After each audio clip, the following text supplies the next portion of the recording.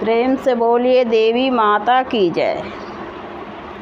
छोटे मोटे कुइयाँ पताल खिड़े पानी, पताल खिड़े पानी, जेही चढ़ी सातो मैया भरथिन पानी, जेही चढ़ी सातो मैया भरथिन पानी, जेही चढ़ी। रैया बटोइया के तुमोरा भैया जी, तुमोरा भैया जी, पीला जी भैया हमार भरल पानी, पीला जी भैया हमार भरल पानी। हम कैसे पियो तोहार भरल पानी, तोहार भरल पानी। तू तो हाका जगह तारा न मैया, तू तो हाका जगह तारा न मैया, तू तो हाका। छोटे मोटे कुइयाँ पताल खिड़े पानी, पताल खिड़े पानी, जेही चढ़ी सभे मैया भरथिन पानी, जेही चढ़ी सभे मैया भरथिन पानी, जेही चढ़ी।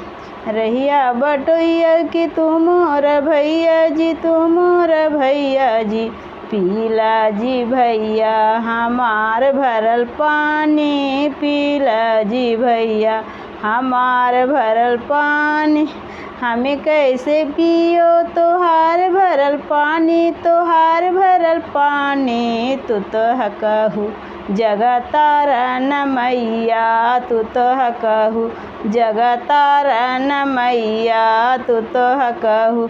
छोटे मोटे कुई माँ पताल खिड़े पानी, पताल खिड़े पानी, जेही चढ़ी सभे मैया भरथिन पानी, जेही चढ़ी सभे मैया भरथिन पानी, जेही चढ़ी। रहिया बटोइया के तुमोर भैया जी, तुमोर भैया जी, पीला जी भैया हमार भरल पानी, पीला जी भैया हमार भरल पानी।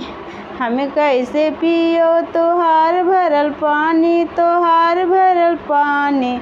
तू तो हकहू जगह तारा न मैया, तू तो हकहू जगह तारा न मैया, तू तो हकहू। छोटे मोटे कुइयाँ पताल खिड़े पानी, पताल खिड़े पानी। प्रेम से बोलिए देवी माता की जय। मेरा वीडियो अच्छा लगा तो चैनल को ज़रूर से ज़रूर सब्सक्राइब कीजिए।